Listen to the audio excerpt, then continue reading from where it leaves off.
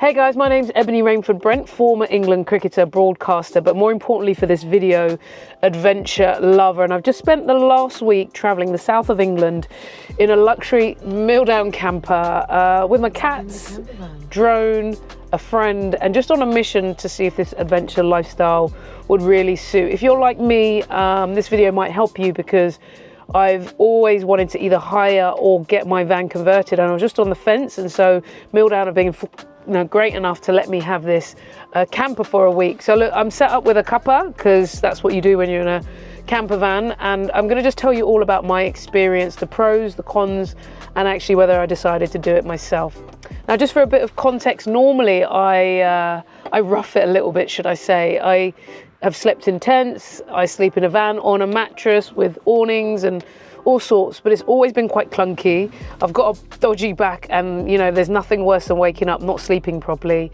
And then when it does rain, which it does do in England plenty, it's actually raining now as I'm doing this recording, you want somewhere to cozy, to retreat with a bit of luxury, and so that's what I was looking for in this experience. And I'll start there actually. That is what I first of all enjoyed. As soon as I went or called up Milldown a year ago when I was thinking of getting my van converted, and I took my mum down. They were so warm. You can feel the family feel actually. They are absolutely brilliant. When you arrived on the day, Bradley took us through everything. I'm so excited I've come down to Milldown, who are lending me a camper. You can get one too.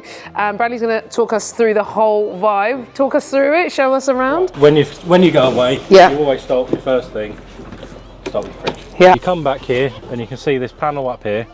That is basically how you control the camper. So he showed us how the roof worked, showed us the roof box, how to swivel that front seat, the kitchen and the cooker and the lights, everything that you needed was in the van. And I was actually surprised for a hire actually.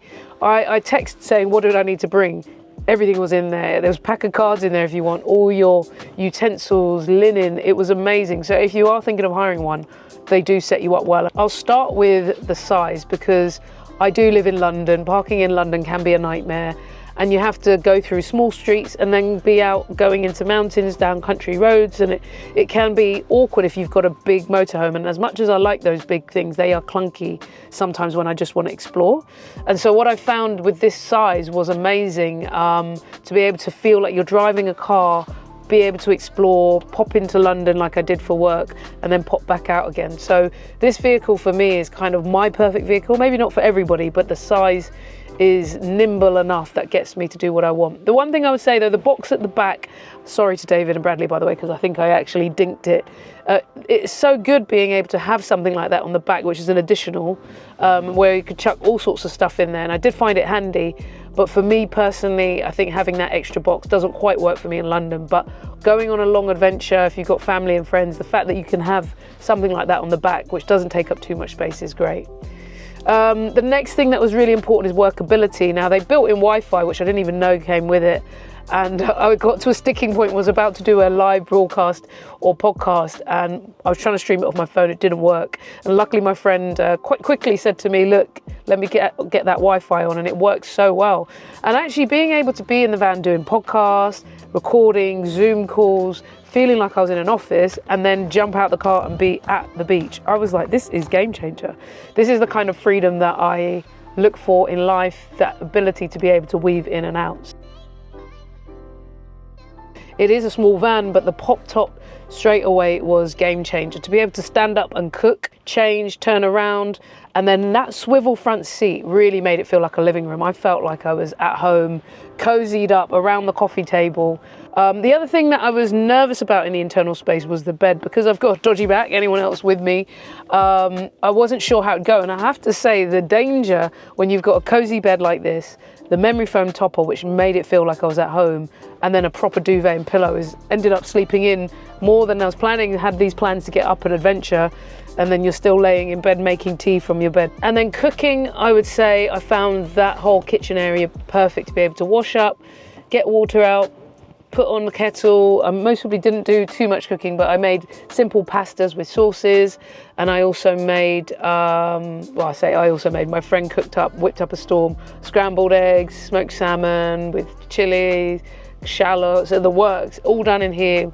no smell because it wasn't too crazy. And I would say if you're going to cook some serious stuff, I would always do that outside, because it's nice to cook out on the fire, but to whip up nice meals, get stuff in the fridge, all in-house. And then actually you can get an option with an oven, which I'm thinking about. This particular van didn't, but you can have that option. So that cooking facility indoors is amazing. Now let's say cons. I always get asked, where is the toilet? The version I had was quite the slim version, so you couldn't get the toilet inside, but it was stayed in the box.